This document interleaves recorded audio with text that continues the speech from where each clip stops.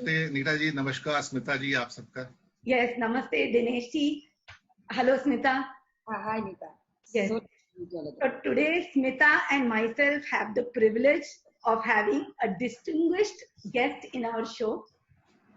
He is Mr. Dinesh Vora, an educator and a motivator and a person whom I met first time in 2012. Smita, I met Dinesh Vora ji when we inaugurated Chakrayog. Oh. Yes. And that time he was a lead speaker and he speaks on so many topics. All I can say about him is he's a walking encyclopedia. Wow, what a lovely way to introduce him. Thank you very much. बहुत-बहुत आभार आपका. And when he came, he gave us a stack of books which he had written. बाप रे. And so many books on success, on emotional intelligence, books for children, books to become rich, books to become a good speaker. And you know, one very good introduction about him is he's the first winner of the game poker. Of the game? Poker face. Oh, poker face. Oh. And ये real channel पर आया था 2009 के अंदर actually, तभी फिर बाद में एक साल में चैनल फोल्ड अप हो गया, तो सौभाग्य था मेरा कि मैं उसमें 1 करोड़ जीत गया. Wow, that's yes. And he won 1 crore in that. And he has a very interesting story that how he used astrology to win the amount. Right? My God, this is something very interesting to know, astrology. Because Dinesh ji माफ कीजिए, लेकिन मेरा astrology पे जरा भी विश्वास नहीं है. कोई बात नहीं. जरा भी विश्वास नहीं है, तो मैं ये सवाल आपको जरूर पूछूंगी आगे चल के. तो पहले आपसे हम जानना चाहेंगे एनर्जी वर्क के बारे में. नहीं Nita? Yes. So today we are going to speak about balancing energies. जी. आज ये जो टाइम है पैंडेमिक का, like people are all searching for solutions, right? और हम जैसे जो speakers हैं, we know that success will come when people balance their energy. Whether it is their own energy or energy of a dwelling or energy of the space, of the cosmic energy. So Dinesh ji जो है, he's an expert Vastu consultant also. He's a very renowned astrologer also. So we are very fortunate to have him on the show to share his wisdom with us. It will benefit our viewers also because लोग बहुत जानकारी नहीं जानते. मतलब it's a hotspot. People about astrology is a hotspot. Vastu is a hotspot. कोई एक बोलता है, कोई एक बोलता है. No, so please enlighten us over this. Dinesh ji, please on to you. सबसे पहले आप दोनों को नमस्कार, बहुत-बहुत अभिनंदन और आपका बहुत-बहुत आभार कि आपने मुझे एक मौका दिया आपके सामने बैठने का, आपसे बात करने का. अब जहां तक सवाल से शुरू करते हैं, तो नीता जी खुद बहुत बड़ी विद्वान हैं और स्मिता जी खुद अपने क्षेत्र की एक तरह से कहा जाए कि क्या कहते हैं ना, भीष्म पितामह, जिसे क्या कहते हैं. तो दो भारतीयों के सामने मैं कोशिश करूंगा कि मैं आपके जो भी क्वेरीज हैं, सवाल हैं, उनके कुछ जवाब दे पाऊं. एक्चुअली दरअसल जिन चीजों को हम चाहे एस्ट्रोलॉजी कहें, वास्तु कहें या किसी भी नाम से बुलाएं, एक्चुअली दरअसल ये सारी चीजें ऊर्जाएं हैं, एनर्जीज हैं, इसके अलावा और कुछ नहीं है. बात ले दे के ऊर्जा से शुरू होती है, ऊर्जा पे समाप्त हो जाती है. जब तक शरीर है तब तक शरीर में ऊर्जा, इसका मतलब यही हुआ. और शरीर में से ऊर्जा निकल गई तो शरीर मृत हो जाता है. बैलेंसिंग की बात करते हैं, चाहे हम बॉडी के बैलेंसिंग की बात करें, माइंड की करें, हार्ट की करें, मतलब 4 एस्पेक्ट अगर देखा जाए तो उसमें आपका मेंटल स्टेट है, वाइटल या इमोशनल स्टेट है, फिजिकल स्टेट है, एंड टोटल मिला लो तो साइकोलॉजिकल स्टेट है. ये सारी की सारी ऊर्जाएं हैं, एनर्जीज हैं. Life is all about balancing of energy, इसके अलावा और कुछ भी नहीं है.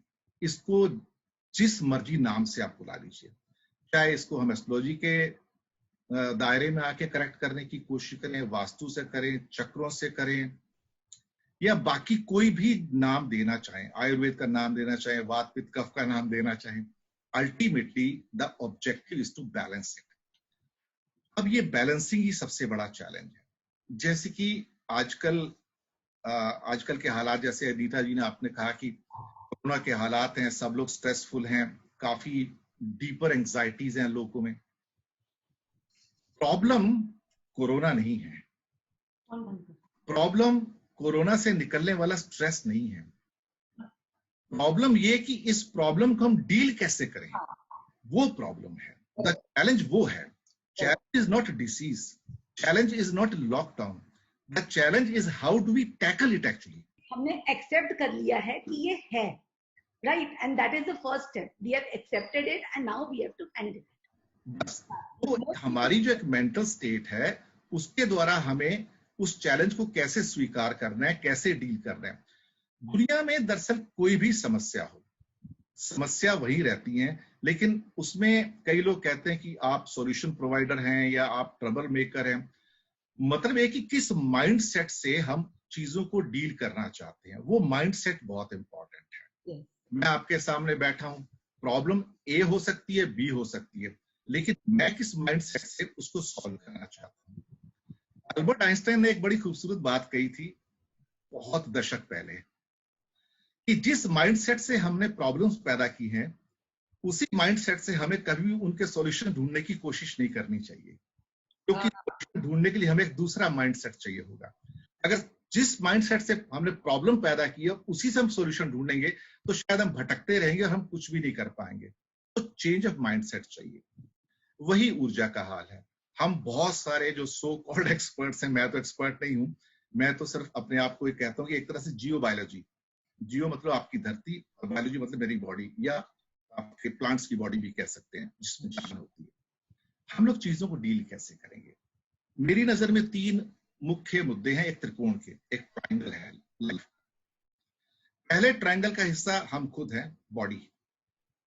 दूसरा हिस्सा है हमारी ड्वेलिंग्स या हमारे मकान या जहां हम काम करते हैं। और तीसरा हिस्सा है यूनिवर्स या स्पेस। चलिए, इसमें अगर हमें सॉल्यूशन ढूंढने हैं ऊर्जा बेस्ड, तो क्या हम यूनिवर्स को अपने हिसाब से चेंज कर सकते हैं? क्या नहीं कर सकते। यूनिवर्स हमारे हिसाब से चेंज नहीं होगा। जैसे कि अभी रिसेंटली एक सूर्य ग्रहण होके गया, आप सबको ज्ञान है। सूर्य ग्रहण का हमारे ऊपर क्या असर होगा, पता नहीं कितनी चर्चाएं हुई इसके ऊपर। ये स्मिता जी भी अपने आपने भी टीवी पे देखा होगा, लेकिन कभी किसी ने ये कहा कि मेरा असर सूर्य ग्रहण पे क्या होगा। इसका मतलब है कि असर किसका हो रहा है? सूर्य ग्रहण का हमारे ऊपर हो रहा है, सूर्य की ऊर्जाओं का हमारे ऊपर हो रहा है। बड़ी सी बात है। तो एक पहला इसमें सॉल्यूशन ये निकलता है कि हमें अपनी ऊर्जाओं को जो स्पेस की ऊर्जा है उसके साथ ओरिएंट करना पड़ेगा। Correct, match it, correct. जी हाँ, अगर हम अपनी ऊर्जाओं को, अपनी शक्ति को, अपनी एनर्जीज को स्पेस की एनर्जी के साथ इंटरेक्ट करेंगे, ओरिएंट करेंगे, तो आधी प्रॉब्लम सॉल्व हो जाती है। दूसरी बात, जब हम कोई ड्वेलिंग बनाते हैं, घर बनाते हैं, मकान बनाते हैं, ऑफिस बनाते हैं, अब वो भी दरअसल देखा जाए तो उसी यूनिवर्स से प्रभावित है। इसका मतलब है कि अगर हम ड्वेलिंग को उस यूनिवर्स के हिसाब से ओरिएंट करेंगे, तो आप यकीन मानिए जैसे ही आप उस घर में या ऑफिस में जाएंगे, आपकी बॉडी अपने आप ओरिएंट हो जाएगी। की बात यह है, इसको आप वास्तु का नाम ले लो या एनर्जी का नाम लो। मैं अपने आप को वास्तु एक्सपर्ट बोलता नहीं, एनर्जी एक्सपर्ट बोलता हूं कि एनर्जी को मैं कैसे बैलेंस करूं। आपको एक नीता जी छोटा सा एग्जांपल देता हूं। हमारी जो स्पेस एनर्जी है उसमें आप कह सकते हो कि एक तो सोलर, जैसे कॉस्मिक एनर्जी का नाम एक कंपोजिट नाम दे सकते हैं। इसके बारे में आप भी बहुत चर्चा करती रहती हैं। स्मिता जी को मैं ज्यादा सुन नहीं पाया, उनके फिल्म सीरियल्स या टीवी वगैरह पे उनको फिल्मों में देखा है, कर देते हैं, लेकिन मुझे पता है लगा है कि वो भी बहुत बड़े मोटिवेशनल स्पीकर हैं और हीलर हैं, तो शक्तियां उनके पास भी हैं। तो मैं उन शक्तियों का भी अभिवादन करता हूँ, अभिनंदन करता हूँ। अब बात यहाँ पे हो रही थी कि जो कॉस्मिक ऊर्जा ऊपर से आती है, चाहे वो चंद्रमा की हो, सूर्य की हो या बाकी जो सितारे हैं उनकी हो, ये ऊर्जा जो है बेसिकली जो हमारे पास मुख्य रूप से आती है सूर्य के रूप में आती है, और वो ईस्ट से आती है और वेस्ट में जाके छुप जाती है। यानी कि सनराइज जो होता है ईस्ट से है और सन छुपता है वेस्ट में। सही बात है, सनसेट। अब ये हमने कहा है कि ये सनराइज है और ये सनसेट है। इन एक्चुअलिटी ना तो सनराइज होता है ना सनसेट होता है। Absolutely. This is just an event at a particular place on the earth, which basically is being named as a sunrise and sunset. Am I right? Right. अब दूसरी एक जो हमारी ऊर्जाएं हैं वो हमारी पृथ्वी से निकलती हैं, वो भी कॉस्मिक में हम काउंट करेंगे, जिसको हम मैग्नेटिक ऊर्जा कहते हैं, जो नॉर्थ पोल से साउथ पोल की ओर जाते हैं। हाँ। चलिए सबसे पहले कॉस्मिक को लेते हैं कि ऊर्जा को अगर समझ गए तो ऊर्जा की बैलेंसिंग को भी समझ जाएंगे। एक एग्जांपल लेते हैं, सिंपल सा बात ऐसे करेंगे जैसे एक कॉमन मैन जिसको समझ पाए कि हमारी बॉडीज सूर्य के साथ ओरिएंटेड क्यों है। एक्चुअली ऐसा हमारे शरीर में क्या प्रोसेस है, क्या नाड़ी सिस्टम है जो हमको ऑटोमेटिकली ईस्ट से जोड़ देता है, क्योंकि मेन ऊर्जा का सोर्स सूर्य वहां से आ रहा है ना। एक एक्सपेरिमेंट किया गया बहुत साल पहले, वहां पे 2 केज लिए गए अलग अलग कमरों के अंदर। केज के अंदर बहुत सारी चिड़िया रखी गई, बर्ड्स, और अंधेरा कमरा था। उस अंधेरे कमरे में उनको करीब 30 to 45 डेज केज में रखा गया। रखने के बाद पहले वाले पिंजरे में लाइट जो थी वो फ्लैश में आती थी और ईस्ट से वेस्ट की ओर ट्रेवल करती थी। उसके बाद फिर ईस्ट से आती थी, वेस्ट में ट्रेवल करती थी, फिर छुप जाती थी, फिर ईस्ट से आएगी, फिर वेस्ट में छुप जाती थी। तो लाइट का जो ओरिएंटेशन था ईस्ट टू वेस्ट था, जो सेम था जो सूरज का था। दूसरे कमरे में क्या किया गया कि उसका ओरिएंटेशन जो था लाइट का वेस्ट से ईस्ट में चेंज कर दिया गया, कि वेस्ट से लाइट निकल रही है और ईस्ट में आ रही है। अब दुनिया में जितने भी इंसान हैं और जो प्राणी हैं या जीव हैं, उनका ऑटोमेटिक ओरिएंटेशन टुवर्ड्स ईस्ट है। अब 45 डेज के बाद जब दोनों केज बाहर लाके खोले गए, तो जिसका ईस्ट से वेस्ट का ओरिएंटेशन था लाइट का, वो जैसी केज का दरवाजा खोला, पिंजरे का दरवाजा खोला, सारी बर्ड्स फट से उड़ के चली गई। और जिनकी लाइट दूसरी किस्म की थी, वेस्ट टू ईस्ट थी, वो चिड़िया बाहर तो निकल आई, लेकिन वो एकदम से क्या कहते हैं, फ्लमॉक्स थी एकदम से। उन्हें पता नहीं था क्या हो रहा है। वो बैठी रही, उन्हें लेफ्ट समझ नहीं आया, राइट समझ नहीं आया, ना वो उड़ने की कोशिश कर रही थी, ना खाना खा रही थी, कुछ ना पानी पी रही थी, कुछ नहीं। दे वर टोटली ऐसा था कि डेज्ड एकदम से, क्योंकि उनका ओरिएंटेशन बिगड़ गया था। These birds took 45 minutes almost to get their bodies reoriented towards east. 45 minutes में सारी की सारी उड़ गई। अब आप सोचिए कि ये जो ईस्ट की जो ऊर्जा है, जो एनर्जी है, वो कितनी इंपॉर्टेंट है। और ये रियल टाइम मैंने एग्जांपल आपको दिया, जो एक इलस्ट्रेशन बताया आपको। आप चाहें तो इनका कहीं भी आप उसका यूज भी कर सकते हैं अपने लेक्चर्स में, क्योंकि ये जनरल मेरा इलस्ट्रेशन नहीं, किसी और का एक्सपेरिमेंट है, लेकिन इट टीचेस अस, ये हमको सिखाती है कि इसके अंदर एसेंस है लाइफ का। इसलिए मैं हमेशा कहता हूं कि माँ बाप से भी वो कहते हैं कि नॉर्थ ईस्ट की ओर देख के पढ़ो, यहाँ पढ़ो, वहां पढ़ो। जरूर पढ़िए, अच्छी बात है, कोई दिशा बुरी नहीं होती कहने को, बहुत दिशाओं में बहुत खूबियां भी हैं, पर ईस्ट जैसा कोई नहीं है। एक एग्जाम्पल और देता हूं, हमारी बॉडी का नॉर्मल ओरिएंटेशन ईस्ट का है।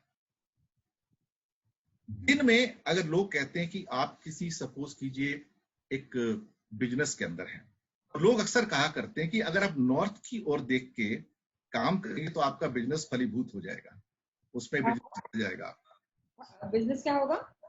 वो बिजनेस बढ़ जाएगा आपका, आप कामयाब हो जाएंगे बिजनेस के अंदर अगर नॉर्थ की ओर देख के काम करेंगे। अब मुसीबत ये है कि किसी ने कह दिया कि नॉर्थ की ओर देख के काम करेंगे और बिजनेस बढ़ जाएगा। किसी ने ये नहीं बताया कि क्यों बढ़ जाएगा, उसका प्रोसेस क्या है, उसका स्ट्रक्चरिंग क्या है, उसका टेक्सचर क्या है, उसका प्रोसीजर क्या है, ये कहीं भी एलोबरेटेड नहीं है। हाँ जी, नॉर्थ में देख के करें तो बिजनेस अच्छा होता है। क्यों अच्छा होता है, उसके साइंटिफिक रीजन तो बताइए कोई, वो कोई बताता नहीं है। यहां पे उलझन पैदा होती है। लेकिन ईस्ट के सारे एक्सप्लेनेशंस हैं, क्योंकि ईस्ट क्यों है, ईस्ट में भी बिजनेस फलीभूत होता है, मैं आपको बताता हूं। लेकिन होता क्या है ना कि बाकी सारी दिशाओं में, सपोज डे में हमारी बॉडी 2 दिशाओं में ओरिएंट हो सकती है साइंटिफिकली, एक नॉर्थ से ओरिएंट होती है, एक ईस्ट से ओरिएंट होती है। अगर डे में हम सपोज कीजिए कि नॉर्थ की ओर सिर करके बैठते हैं, ऐसे हेड फेस करके बैठते हैं, तो हमें उतनी ही ऊर्जा प्राप्त होती है जितनी ईस्ट से प्राप्त होती है, यानी कि हम दिन में कामयाब होते हैं। और अगर आपको ज्यादा लगता है तो रात को नॉर्थ की ओर मुंह करके बिजनेस करके देखिए, फिर रिजल्ट बताइए मुझे, 0 आएगा, नहीं आएगा, क्योंकि बॉडी ओरिएंट नहीं होती वहां से। दिन हो या रात, एक ही डायरेक्शन से हम, जहां से आपकी शरीर ओरिएंटेशन में ईस्ट की ओर रहता है, ईस्ट की ओर आपकी बॉडी अगर नेचुरली ओरिएंट है, अगर आप ईस्ट की ओर देख के काम करते हैं तो आप कामयाब हैं। मुझे याद है कि मैंने एक कॉल सेंटर का केस किया था, स्मिता जी, और उनके लोग रात में वो स्लगिश हो जाते थे, कुछ सो जाते थे, कुछ ढंग से जवाब नहीं दे पाते थे, और उन्होंने कहा कि दिनेश भाई बहुत प्रॉब्लम आ रही है, तो क्या करें। तो जब मैं उनके यहाँ गया तो मैंने देखा कि कुछ का सीटिंग अरेंजमेंट नॉर्थ की ओर था, कुछ का साउथ की ओर, कुछ का वेस्ट, कुछ का ईस्ट। जो ईस्ट वाले तो ठीक काम कर रहे थे, क्योंकि 24 आवर्स ईस्ट का ओरिएंटेशन ही काम करता है, बाकी तो कोई काम करता नहीं है। तो मैंने उनसे कहा कि थोड़ा सा चेंज कर लीजिएगा, सबको ईस्ट का ओरिएंटेशन दे दीजिए, let them all face east. अगर वो सारे के सारे ईस्ट फेस कर लेंगे तो आप यकीन मानिए वो रात को सोएंगे भी नहीं, उनकी एफिशिएंसी, प्रोडक्टिविटी बढ़ जाएगी। बोलता है आर यू श्योर? मैंने कहा करके देख लीजिए ना, मैं तो कुछ सिंपल सॉल्यूशन बता रहा हूं, ये तो कॉस्मिक भगवान का दिया हुआ सिद्धांत है, प्रूव्ड है। खैर उन्होंने थोड़े पैसे खर्च किए और नीता जी, स्मिता जी, उन्होंने कर दिया, और 1 महीने बाद मुझे रिजल्ट भी मिल गया उसके। मैं अपनी कामयाबी की पीठ नहीं थपथपा रहा, मैं ये कहने की कोशिश कर रहा हूं कि ये खेल ऊर्जा का है, ये खेल एनर्जी का है। आपने कोई चेंज नहीं किया, लोग उसको वास्तु कहते थे, मैंने कहा कि एनर्जी बैलेंसिंग है। तो ये वहां पे जब ईस्ट की ओर आपका ओरिएंटेशन हो गया, सूर्य की ओर ओरिएंटेशन हो गया, तो आपको 24 घंटे सेम ऊर्जा मिलती है। सूर्य तो है ना, हमारे लिए रात है ना, पर सूर्य तो है वहां पे, उसकी ऊर्जा तो आ रही है ना। ऐसे ही जब कभी भी आप सोते हैं तो आप साउथ की ओर सिर रख के सोते हैं, नॉर्थ की ओर पैर रख के सोते हैं, बड़ी अच्छी बात है, वो अच्छा है। नॉर्थ की ओर सिर नहीं रखते, मैग्नेटिक ओरिएंटेशन रहता है। लेकिन अगर कभी आप ईस्ट की ओर सिर करें और वेस्ट की ओर पैर करें, इससे अच्छी डायरेक्शन आपको नहीं मिलेगी, क्योंकि इस दिशा में सोने से जब भी आप सुबह उठेंगे आप प्रफुल्लित होंगे, हो सकता है आप बेड से जंप मार के उठें। ये प्रिविलेज किसी और डायरेक्शन में नहीं है, मैं आपको बताऊं, ये सिर्फ ईस्ट वेस्ट में है। मतलब फिर वही हुआ कि हमारे जो सूर्य महाराज हैं, जिनको हम जल भी चढ़ाते हैं, पूजा पाठ भी करते हैं, ओम सूर्याय नमः भी करते हैं, और हमारे जो माइथोलॉजी के ग्रंथ है, हमारे क्यों बल्कि पूरी दुनिया के अंदर जो है, अल्टीमेटली वो ईस्ट तो ईस्ट ही है ना। तो हमें कोशिश ये करनी चाहिए कि हमारी बॉडी ईस्ट ओरिएंटेड रहे। हमारी बॉडी देखा जाए, अगर सपोज करिए बिल्डिंग है, ईस्ट ओरिएंटेड रहे।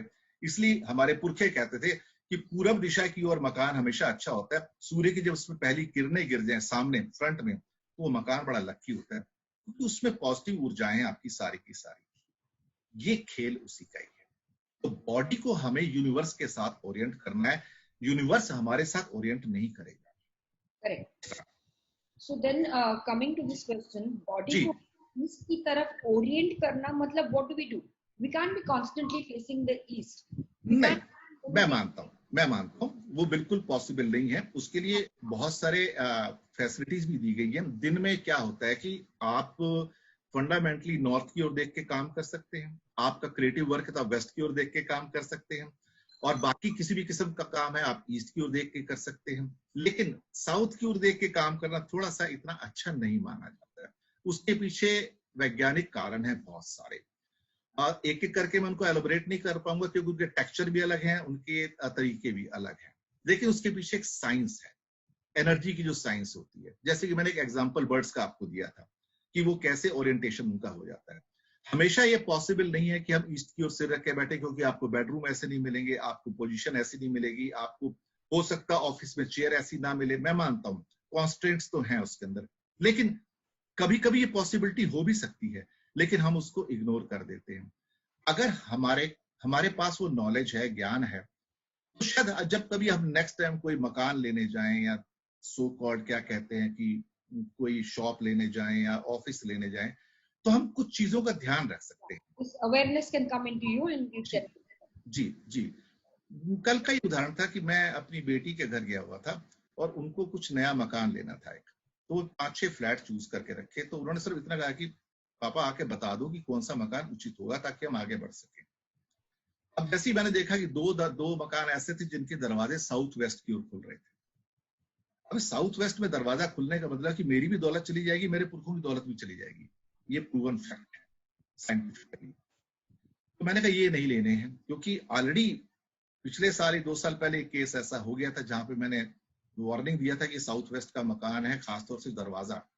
अब लोग ये नहीं समझ पाते, वहां पे जब हम ऊर्जाओं को चेक करते हैं तो चेक कहां से करेंगे। दरअसल ऊर्जाएं हमेशा घर के केंद्र से चेक की जाती है, जिसे ब्रह्म स्थान कहते हैं। ब्रह्म स्थान से, हाँ। ब्रह्म स्थान ही वो स्थान है जहाँ पे पुराने जमाने में आपको याद होगा कोर्टयार्ड होता था मकानों के बीच में, और जी, तुलसी का पेड़ लगाते थे, वहाँ तुलसी का पौधा रखते थे यूजुअली, दीपक जलाते थे रात को वहां पर। तो क्यों करते थे? वो स्थान सबसे लाइट क्यों होता था? कहीं ना कहीं ये सब साइंस से जुड़े हुए हैं, विज्ञान से जुड़े हैं।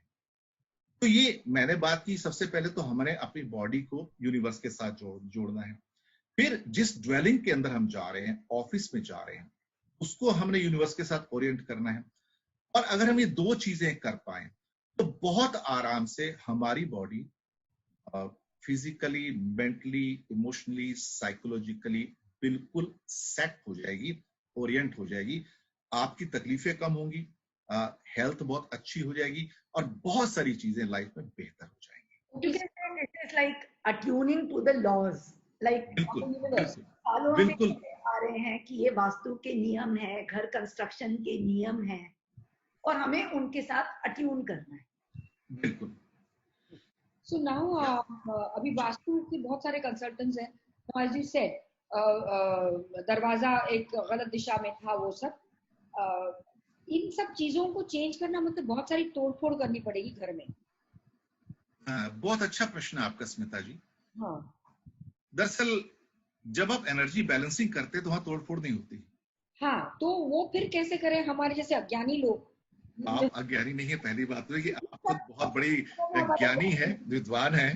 तो देखिए, इसमें दो चीजें आ जाती हैं। आपने एक महेश योगी जी का नाम सुना होगा। महेश योगी बहुत बड़े वास्तु के अंदर मानने वाले एक योगी थे एक्चुअली।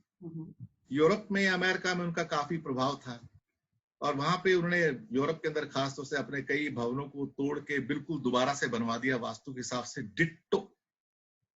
लेकिन उसके बाद जो डिसास्टर हुए हैं वो उनको पता है, ये सबको मालूम है। और ये एक नहीं, ये हजारों लोगों के साथ हुए हैं कि ये जो डिसास्टर होते हैं कि सब वास्तु के करेक्शन करवा के, पैसा लगा के, और उसके बाद दुख और बढ़ जाए और फायदा ना हो तो फिर आप क्या करेंगे? हाँ, वही वो होता है कहीं। अब इसके उत्तर प्रकृति में मिलते हैं स्मिता जी और रीता जी।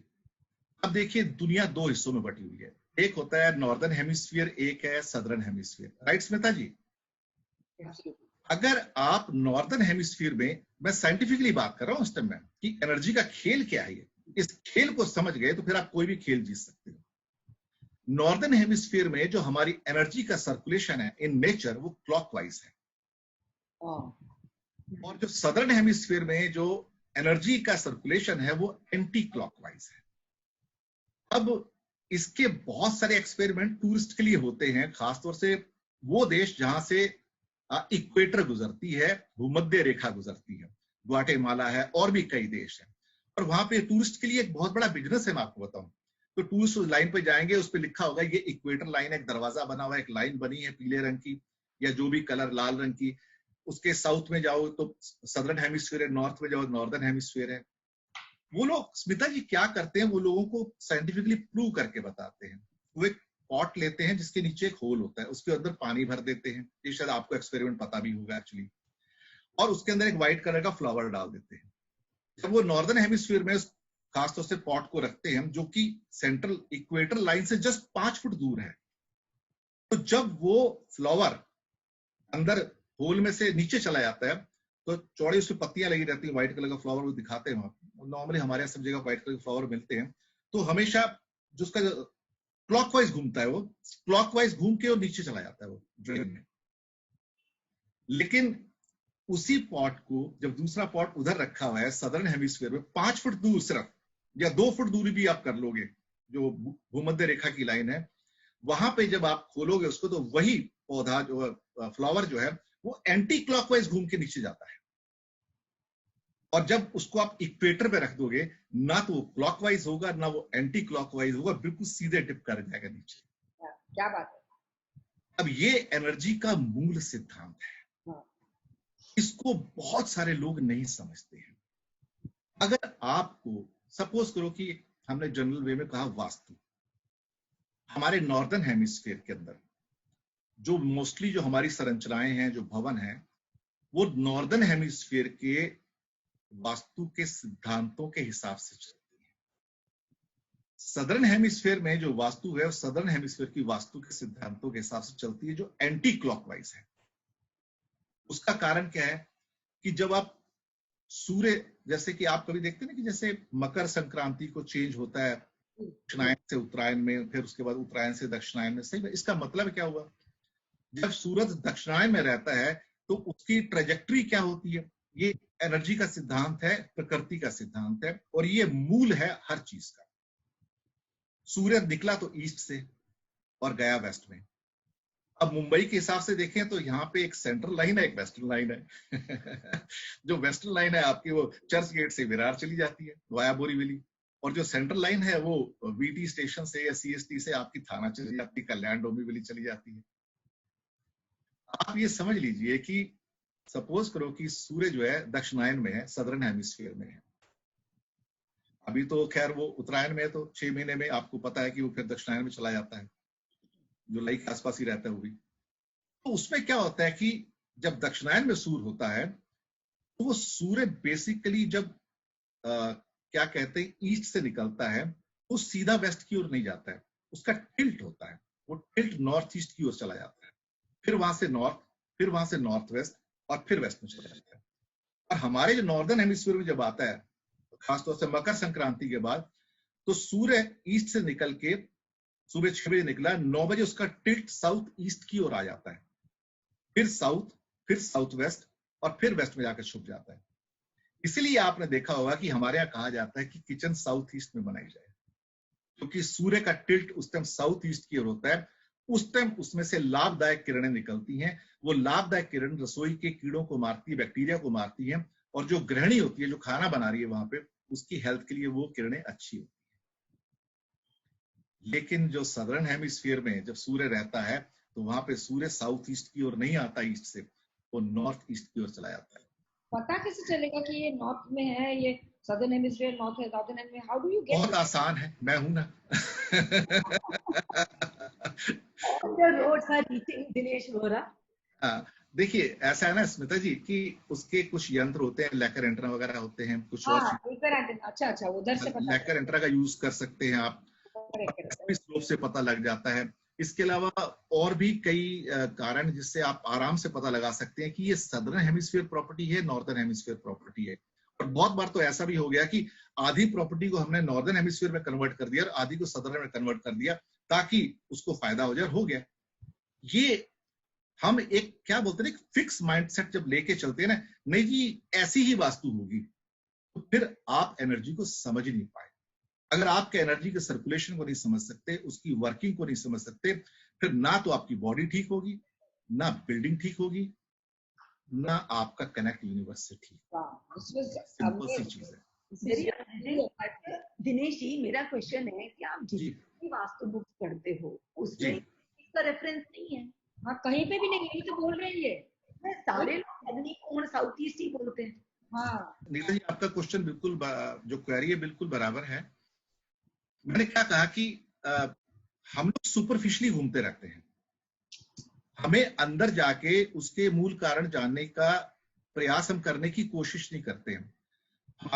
हमारी आजकल की प्रवृत्ति कैसी है कि हमने एक 100 का नोट दिया, बर्गर लिया 2 मिनट में, बस चल दिया हम, तो बर्गर संस्कृति हो गई, हमें एकदम से करना है। तपस्या तो हमें करनी नहीं है। करेक्ट। हमें ये तो पता नहीं कि ये सब कैसे करना है। करेक्ट। मैं एक छोटी सी चीज एनर्जी के क्षेत्र में और आपको बताऊं तो आपको सुन के शायद, क्योंकि मैं इसको एनर्जी ऑफ जियोबायोलॉजी बोलता हूं। धरती के अंदर हमेशा कुछ ना कुछ होता रहता है जी। जब वो रिएक्शंस होते हैं तो जो भी रिएक्शन होगी उसका रिजल्ट एक ही होगा, द क्रिएशन ऑफ एनर्जी, या एनर्जी अपना एक रूप बदल के दूसरे रूप में आ जाएगी। बड़ी सिंपल सी चीज है। वो एनर्जी हमारे धरती के ऊपर भी आके चलती है लाइंस बना के। उसमें बहुत सारी ऐसी लाइंस हैं जिसको हम कई बार मेजर लाइंस बोलते हैं, प्रिंसिपल लाइन बोलते हैं, ग्रिड लाइंस भी है ना, मैग्नेटिक लाइन। ग्रिड, मैं वही कहने की कोशिश कर रहा हूं, लेकिन सभी लोग ग्रिड लाइन के अंदर हार्टमैन लाइन और करी लाइंस पे आके रुक जाते हैं, और कुछ लोग ले लाइंस पे आके रुक जाते हैं। लेकिन ये साइंस उससे आगे चली जाती है जहां तक कोई और नहीं जाता है। मैं वहां तक गया और बहुत सारे मेरे जो एक दो गुरु हैं वो भी वहां तक गए हुए हैं। अगर आप शिवाजी के कुछ फोर्ट्स देखें, मैं आप महाराष्ट्र पे आ जाता हूं, शिवाजी के अगर कुछ फोर्ट्स देखें तो पुराने जमाने में उन फोर्ट्स के अंदर घोड़े रखे जाते थे लड़ाई करने के लिए। स्मिता जी आपने बहुत फोर्ट्स देखे होंगे, नीता जी आपने भी देखे होंगे फोर्ट्स। तो आज कुछ ऐसी चीज बताने जा रहा हूं जिसपे शायद आपने कभी गौर नहीं किया होगा। आपने देखा होगा कि घोड़ों का जो अस्तबल बनाया जाता है उसके बीच में दीवारें खड़ी की जाती हैं। वो पत्थर की दीवारें थी किलों के अंदर, और वो कई कई रो होती थी, 50 मीटर लंबी रो, 100 मीटर लंबी रो, और वहां पे घोड़े बांधे जाते थे। लेकिन एक घोड़े और दूसरे घोड़े के बीच में, या एक जगह में दो घोड़े आ जाएंगे, उसके दोनों साइड में दीवारें, फिर आगे एक कॉरिडोर, फिर एक कॉरिडोर, इस ढंग से एक मतलब पोर्शन बने होते थे। लोगों को यकीन नहीं आएगा कि they were as per the perfect vastu. ये सारे के सारी जो दीवारें थी उन लाइनों के ऊपर थी जो ग्रिड लाइंस होती हैं, और जो बीच का हिस्सा था वो सेफ हो जाता था उसके बीच में, ताकि जानवरों के ऊपर उन जो जियो एनर्जीज है, जिसको जियोपैथिक स्ट्रेस भी कहा जाता है, उसका असर ना हो। इसलिए आपने कई बार यूरोप में देखा होगा कि महल तो बहुत बड़े बड़े हैं, उनके कमरे बहुत छोटे हैं। Y small rooms? रानी है ना, कमरा छोटा है, क्योंकि वो ग्रिड लाइंस इस किस्म की है कि ग्रिड लाइन के ऊपर वॉल्स खड़ी करनी है ताकि उसका एडवर्स इंपैक्ट ना हो। और ये इसमें कोई भी प्लॉट हो आपके पास, मकान हो या बना हुआ भी हो, तो सबसे पहले ग्रिड लाइंस को आप आइडेंटिफाई कर लेंगे और न्यूट्रलाइज कर देंगे उन ग्रिड लाइंस को, तो आपकी प्रॉपर्टी फ्री हो जाती है वहां पे। तो मुसीबत ये है कि उसमें कई ग्रिड लाइंस ऐसी हैं जो एक लाइन से दूसरी लाइन 8 मीटर पे जाती है, कुछ ऐसी हैं जो 12 मीटर तक जाती हैं। तो हमें उन चीजों को पहचानने की जरूरत है। अगर हम उसको बेसिकली लेकर एंटेना से या किसी और विधि से नाप पाए एग्जैक्टली, और फिर उसको हम ग्रिड में कन्वर्ट करें, वो इंडिया में कोई नहीं करता, सिर्फ एक ही व्यक्ति जो करता है ना, और उसी के बंदे हैं, हम लोगों ने उनसे सीखा हुआ है। तो आप इस बात को जानिए कि उस एनर्जी के जो डीपर स्ट्रक्चर्स हैं वो, उसको समझना बहुत जरूरी है। अगर आप उसे नहीं समझेंगे तो आप एनर्जी के कॉन्सेप्ट को नहीं समझ पाएंगे किसी भी हालात में। जैसे कि एक छोटा एग्जांपल देता हूं, लाइफ टाइम। स्मिता जी तो खुद हीलर हैं और एक बहुत जाना माना नाम है। आप नीता जी आप भी बहुत बड़ी, एक तरह से देखा जाए तो जाना माना नाम है इस क्षेत्र में, जो अल्टरनेट हमारी मेडिकल साइंसेज हैं, कि बहुत सारी लेडीज अबॉर्शन के थ्रू जाती है। अब ये एनर्जी का कॉन्सेप्ट आ रहा है। कई बार अबॉर्शन नेचुरल हो जाते हैं, मिसकैरेजेस हो जाते हैं, कई बार डेलिब्रेट किए जाते हैं कि I want to get rid of this pregnancy. Am right? चाहे हिंदू धर्म को लीजिए, बुद्धिज्म को लीजिए, जैन धर्म को लीजिए, क्रिश्चियनिटी को लीजिए, हर धर्म में एक मानता है कि जब प्रेगनेंसी आती है, कंफर्म होती है, तो उसके अंदर जो आत्मा आती है वो 42 दिन के बाद आती है, 42 डेज के बाद आती है। 42 डेज तक वो सिर्फ एक piece of, you can say, body है, दैट्स ऑल, उसके अंदर जान नहीं है। 42 डेज के बाद उसके अंदर आत्मा आ जाती है, जान आ जाती है। 42 डेज के बाद अगर आपने डेलिब्रेट अबॉर्शन करवाया तो लोग समझ नहीं पाते कि उनके साथ हुआ क्या। फिजिकल पोर्शन बॉडी से रिमूव हो गया और उसका जो आत्मा है वो आपके अंदर रह गई। सटल एनर्जीज, आत्मा अंदर रह जाती है। Yes, and it impacts the not just lady, her husband, and बाद में जो उनके किड्स हैं पहले वाले भी, उनके ऊपर भी जिंदगी भर। यस। और कहीं आपका डबल अबॉर्शन हो गया तो वो दूसरी सटल एनर्जी बॉडी रह जाती है आपके अंदर, and then you start getting sickness and all kind of internal sicknesses. Nobody comes to know what exactly the sickness, why it is happening. Because I do this energy, I do this auto writing जो abortion होता है ना जी, auto writing नहीं था, आपको मालूम है, जो auto writing में करती हूँ, तो I release that soul in that auto writing. ये इनको रिलीज करना बहुत जरूरी है और उसके बहुत ज्यादा मार्केट में प्रोसीजर्स अवेलेबल नहीं है। हाँ, तो ये मुझे जो अबॉर्शन जो करते हैं उनका वो एनर्जी वाइज बहुत प्रॉब्लम होता है, मुझे पता था। नाउ आप जो बोल रहे हैं, it is a validation, but I have a process whereby I release those souls when I do auto writing. we can share those so called processes also actually. तो वो प्रोसेस में क्या होता है कि हम लोग उसको एक पूरा प्रोटोकॉल है उसका एक्चुअली, उस प्रोटोकॉल के थ्रू जाके उसको 3 टाइम्स हमको रिलीज करना पड़ता है। एक सन टाइम, एक मून टाइम और एक अर्थ टाइम। ये बेसिक एनर्जी का सिद्धांत है धरती के ऊपर। सन टाइम का मतलब होता है the time period between sunrise and sunset. Moon time का मतलब होता है कि time period between the moonrise and moonset. और अर्थ टाइम का मतलब होता है when there is neither sun nor moon. और वो दिन, परफेक्ट दिन आपको मिलता है अमावस्या का, न्यू मून डे। उस दिन अर्थ एनर्जीज बहुत स्ट्रांग रहती हैं, फेटल हो जाती हैं। जो क्रिटिकली इल हैं उनकी मृत्यु हो जाती है। आप हमेशा पाएंगे कि अमावस्या के दिन जो क्रिटिकली इल हैं उनकी मौत ज्यादा होती है। जी जी जी बिल्कुल। एनर्जी जो होती है ना वो आपको खत्म कर देती है वहां पर, क्योंकि वहां सन और मून की जो ऑस्पिशियस एनर्जी है वो आपको प्रोटेक्ट नहीं कर पाती है। तो वो जो प्रोसीजर जो करना पड़ता है, जो मैंने अबॉर्शन की बात किया, वहां पे एक प्रोसीजर उसका सन टाइम में करना पड़ता है, एक प्रोसीजर मून टाइम में करना पड़ता है और एक प्रोसीजर अर्थ टाइम में करना पड़ता है। Then only the subtle energy bodies from your so-called physical body gets removed, and also then relieves the husband and the kids also and next coming generations. And that's very essential. ये भी energy का खेल है। Ultimately घूम फिर के फिर energy पे आते हैं। मकान की एनर्जी हो, हमारी एनर्जी हो, वात पित्त कफ की एनर्जी हो, जो भी हो, उसको अगर हमने बैलेंस कर पाए किसी तरीके से तो चीजें बेहतर हो जाएंगी। इसका मतलब ये नहीं कि मैं बैलेंस ही करूंगा तो हमेशा जवान बना रहूंगा, जी नहीं। नेचर का एक तरीका है वो कि हाँ, नेचर अपने खासतौर से जो बॉडी के जो सेल्स हैं डे में डेड हो जाते हैं, नाइट में रिजुविनेट होते हैं। मनोमय कोश का सारा सवाल आता है, एक्चुअली पंचकोश में आप जाएंगे। अल्टीमेटली ऑब्जेक्टिव क्या है कि हम अपने आप को कितना फिट रख सकते हैं, कितना मेंटली, इमोशनली, फिजिकली, साइकोलॉजिकली इन एस्पेक्ट्स को हम अपने आप को बैलेंस कर सकते हैं। अगर ये कर पाए, तरीके बहुत आसान हैं, ऐसी बात नहीं कोई मुश्किल है, लेकिन लोग करते नहीं है। लोग प्रोग्राम देखेंगे, सुनेंगे, अप्लाई नहीं करेंगे। Correct. Beauty lies in application, beauty lies in practice. आप वो कर पाए तो आप कामयाब हो जाएंगे।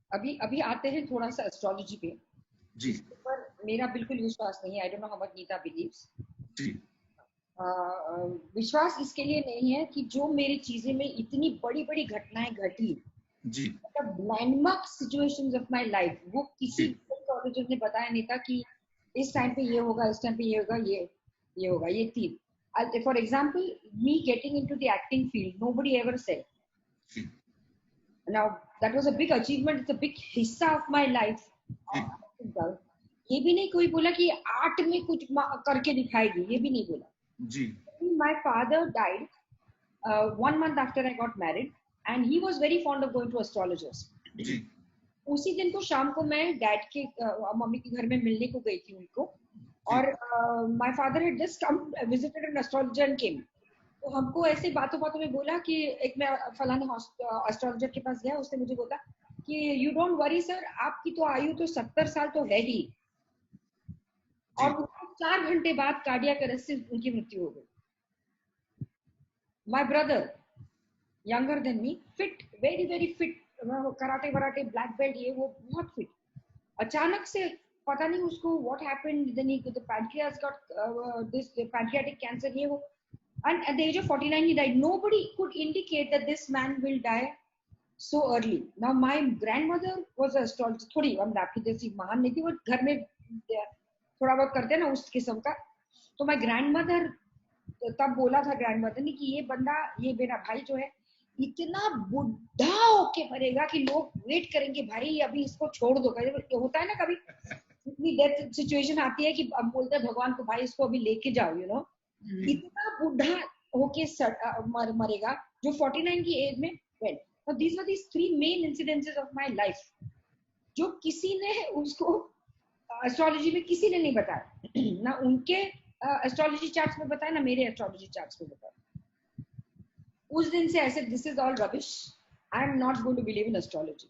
तो अभी थोड़ा सा मुझे बताइए कि ये क्या चक्कर है, ऐसा क्यों हुआ? इसमें क्या होता है ना स्मिता जी, ये जो एस्ट्रोलॉजर की जो कम्युनिटी है या वास्तु एक्सपर्ट्स की जो कम्युनिटी है ना, इनमें बहुत सारे लोग अपने आप को भगवान विष्णु का अवतार समझना शुरू हो जाते हैं। मैं आपको सच बताऊं, मेरी सारी जिंदगी एज ए स्टूडेंट गुजरी, आज भी स्टूडेंट, और मैंने एक बात एक्सेप्ट किया लाइफ में कि कभी मास्टर बनने की कोशिश मत करना। तो दो सिद्धांत बड़े क्लियर हो गए कि जिंदगी और मौत उसके हाथ में है जी, उसकी जगह लेने की कोशिश मत करो, वो गॉड है। क्या कोई भी एक नेचुरल पावर है, एक गॉड है जो ये सब चीजें डिसाइड करता है कि मुझे कब पैदा होना है, कहां पैदा होना है, किस जगह पैदा होना है, मेरा रंग रूप क्या होगा, मेरा कलर क्या होगा, मेरी बाकी चीजें क्या होंगी। ये मेरा पहला सिद्धांत है, जहां पे मैं लाइफ और डेथ के बारे में कोई बात नहीं करता, क्योंकि वो उसका डोमेन है, मेरा डोमेन नहीं है, क्योंकि मेरी डेथ भी उसके हाथ में है। दूसरी बात, मैं एस्ट्रोलॉजी को कभी भी एक इवेंट्स का एक क्या बोलते हैं कि एक जैसे ये होगा वो होगा, उसमें नहीं जाता हूं मैं। मेरे लिए एस्ट्रोलॉजी एक जीपीएस है, एक रोड मैप है। उस रोड मैप के द्वारा जब मैं आपको कहता हूं कि जैसे कि स्मिता जी आप मेरे घर आए या नीता जी आप मेरे घर आए और बारिशों के दिन है, और फिर आपने कहा कि मैं पवई हिरणदानी से निकल के और मुझे अभी साकीनाका जाना है या अंधेरी ईस्ट जाना है, तो मैं आपसे एक बात कहूंगा कि करीब 20-25 से ऊपर की स्पीड से गाड़ी मत चलाइए, इस स्ट्रेच के ऊपर रोड बहुत टूटी हुई है। और वहीं पे अगर कहीं आपने मेरी बात को अनसुना करके आपने गाड़ी 60 और 70 की स्पीड से चलाई, तो क्या कंडीशन होगी आपकी, आप खुद सोचिए। आपका भी नुकसान हो जाएगा, गाड़ी का भी नुकसान हो जाएगा, हो सकता है आप इंजर्ड भी हो जाए। आपकी जो एस्ट्रोलॉजी है बेसिकली एक जीपीएस सिस्टम है। ये आपको बताती कि यहाँ पे रोड अच्छी है, हाईवे खुला हुआ है, उस पर लिखा हुआ है कि आप यहाँ तेज गति से चल सकते हैं, लेकिन वहां भी एक बोर्ड लगा हुआ है कि 100 की स्पीड से ऊपर मत जाइए, खतरा हो सकता है, कोई आपका घर में इंतजार कर रहा है। जब दिन अच्छे होते हैं, जब आपकी दशा अच्छी है, सितारे सपोर्ट कर रहे हैं आपको, तो यकीन मानिए आपके साथ बहुत सारी अच्छी चीजें घट जाएंगी। जब आपके सितारे बुरे हैं तो यकीन मानिए फिर आपके साथ बहुत सारी चीजें बुरी घट जाएंगी। लेकिन लोग क्यों चीजें परफेक्टली क्यों नहीं बोल पाते, उसका एक कारण है। जैसे कि एग्जांपल दे दूं, एक इलस्ट्रेशन, 200 आदमी फ्लाइट में है, 200 की मौत एक साथ नहीं लिखी है, लेकिन क्रैश होता है 200 के 200 एक साथ मारे जाते हैं। अब वो कहेंगे यार इसका तो पंडित जी ने कहा था कि ये 80 साल जाएगा, ये 50 साल, पता लगा उसमें एक 6 महीने का इन्फेंट है वो भी मारा गया, जो एक 24 साल का जवान है वो भी मारा गया, हो सकता है कोई 75 ईयर ओल्ड है, हैंडीकैप्ड है, वो भी मारा गया। तो क्या सबकी मौत एक साथ आई थी? नहीं, सबकी मौत एक साथ नहीं थी। होता क्या है कि एक हॉरोस्कोप जो है उस एयरक्राफ्ट का भी है। क्या है ना चीज, जैसे आजकल हम सबके जो हॉरोस्कोप से सबऑर्डिनेट हो गए हैं, तो किसका हॉरोस्कोप चल रहा है? देश काल परिस्थिति। जो प्रकृति का हॉरोस्कोप जब चलता है ना, तो हमारे हॉरोस्कोप खत्म हो जाते हैं, काम नहीं करते हैं, आप कुछ नहीं कर सकते। बहुत सारे लोग बैठ के पैसा कमाने के लिए अगर एस्ट्रोलॉजी को एक प्रोफेशन में चेंज कर देंगे, जिसको मैंने जीपीएस सिस्टम में कन्वर्ट किया हुआ है, तो फिर आप मार खाएंगे। दूसरा, जैसे कि आप भी एक हीलर हैं नीता जी, स्मिता जी भी बहुत बड़ी हीलर हैं, छोटा मोटा मैं भी कर लेता हूं। हीलिंग का पहला सिद्धांत जो मेरे कई गुरु लोग हैं उन्होंने क्या कहा था कि जब आप हीलिंग दे रहे हो तो आप हीलिंग नहीं दे रहे हो। Correct correct, that I agree completely. आपके द्वारा। दूसरी बात, अगर आप ये कहते हो ईश्वर से उस समय कि मैं मीडिएटर हूं, हीलर, एज ए हीलर, तो मैं कहता हूं मैं मीडिएटर भी नहीं हूं, क्योंकि एज ए मीडिएटर आपने मुझे अपॉइंट किया है। ये दो चीजें बहुत इंपॉर्टेंट है उसके अंदर, यानी कि ना तो मैं हीलर हूं, ना ही मैं आपको हील कर रहा हूं, हीलिंग करने वाला वो है, और मैं बीच में हूं जरूर, लेकिन मैं मीडिएटर नहीं हूं, क्योंकि मीडिएटर भी मैं उसी का अपॉइंटेड हूं। तो एक तरह से इनडायरेक्टली मीडिएटर भी वही है, मैं एज ए बॉडी यहां सिट करता हूं। तीसरी बात, अगर आपकी नजर कहीं उसकी पॉकेट पर है हीलिंग के दौरान में या उससे पहले, बहुत ही मैं इसको अभी एक पूरा का पूरा एक्सप्लॉइट ही कर लूं, I can bet you won't succeed. I agree. और जितनी ज्यादा आप इस ढंग से प्रोफेशनल हीलिंग के अंदर जाएंगे उतनी आप परेशान हो जाएंगे, क्योंकि ultimately it will drain you out. Healing का मतलब है कि आप किसी के दुख कम कर रहे हैं प्रार्थना के द्वारा। प्रार्थना बिकाऊ नहीं है। ठीक है, कभी कभार आप छोटी रीजनेबल फी ले सकते हैं, बहुत अच्छी बात है, ये कलयुग है, इसमें कोई बुराई नहीं है, लेकिन उसके नाम पे अगर आप किसी को रॉब कर रहे हैं तो फिर आप एनर्जीज का मिस यूज कर रहे हैं। क्योंकि ईश्वर ने अगर आपको एक शक्ति दी है कुछ करने की, तो शक्ति का मिस यूज मत करो ना। अगर आपको आगे चक्र से शक्ति मिल गई है कहीं ना कहीं से, तो आप मिस यूज मत करो ना उसका, आप यूज करो लोगों के भले के लिए। तो बॉडी हो, ड्वेलिंग हो, ऑफिस हो, यूनिवर्स हो, एक साथ मिला लिया, ओरिएंट कर लिया, एक ट्रायंगल परफेक्ट बना लिया, जिसको कि एक अच्छा ट्रायंगल कहते हैं, जिंदगी बेहतर होती है और वहां पे एस्ट्रोलॉजी भी बेहतर हो जाती है। तो दिनेश जी, आप ये कोरोना वायरस के टाइम में कोई सिंपल वास्तु टिप्स बताइए, बिकॉज नेचुरली पीपल आज अपना घर तो चेंज नहीं कर सकते, but you tell some simple things which they can do in this time. बड़ी सिंपल सी बात है। सबसे पहले तो अगर हो सकता है किसी भी रूम में आप बैठिए, बेडरूम में हो, ड्राइंग रूम में हो, जहां भी हो, पॉसिबल जहां तक हो सकता है, अपने आप को दिन और रात में ईस्ट की ओर ओरिएंट कीजिए, यानी कि ईस्ट की ओर देख के काम कीजिए। या सोना है तो हो सकता है कि आप बेड की पोजीशन तो चेंज नहीं कर सकते, लेकिन कई बार ऐसा होता है कि आप पिलो की पोजीशन तो से चेंज कर सकते हैं ना, है पॉसिबल है ना। हो सकता है एग्जैक्ट ईस्ट ना मिले, थोड़ा बहुत आगे पीछे करके मिल जाए, नॉर्थ में मत जाइएगा, लेकिन ईस्ट से अच्छा कुछ नहीं है। आप देखेंगे कि 24 घंटे के अंदर, 48 घंटे के अंदर, 72 घंटे के अंदर ईस्ट में सिर है और वेस्ट में पैर है, तो आप देखिए आपकी बॉडी प्रफुल्लित रहेगी। आपकी बॉडी के अंदर एकदम से क्या है कि फ्लेक्सिबिलिटी आ जाएगी। आप सुबह ऐसे उठोगे जैसे कि आज नींद बड़ी अच्छी, मजा आ गया, एकदम फ्रेश फील कर रहा हूँ। ये रोज क्यों नहीं होता है आप बताइए? कितने दिन आप सुबह उठते हैं तो आप कहते हो कि यार बड़ा नींद अच्छी नहीं आई, मैं फ्रेश फील नहीं कर रहा हूँ, ये क्यों नहीं होता? बॉडी का ओरिएंटेशन बिगड़ा हुआ है। हर चीज उस एक मूल मंत्र से निकलती है कि बॉडी का ओरिएंटेशन क्या है। अब समस्या ये पैदा होती है, इसके ऊपर कोई बात नहीं करता है। अब इसके पीछे साइंटिफिक कारण है, लेकिन ये काम करते हैं। आप खुद आजमा के देखिए, अपने घर में आजमाइए, और ये फ्री की एडवाइस है, इसके पैसे भी नहीं किसी को। ये इतनी सिंपल सी चीज है। बच्चे ईस्ट की ओर देख के पढ़े, एजुकेशन अच्छी हो जाएगी। बुजुर्ग ईस्ट की ओर देख के अपना काम करें, उनकी सेहत अच्छी हो जाएगी, उनका मेंटल मेकअप अच्छा हो जाएगा, चिड़चिड़ापन कम हो जाएगा, इरिटेशंस कम हो जाएंगे। बातें बड़ी छोटी सी हैं पर हम कॉम्प्लिकेट कर देते हैं। Absolutely. सिंपल सी बात। Absolutely. So that was very, very, very informative, Dinesh ji. आपसे बहुत ही ज्ञान मिला. I'm sure Neeta must have also acquired a lot. बहुत मजा आया आपके साथ बात करके. Thank you so much, Dinesh ji. Thank you so much, Smita. We'll surely meet again for another talk together. दोनों का बहुत बहुत आभार। फिर मिलते हैं जल्दी आपसे। Thank you. Bye. धन्यवाद।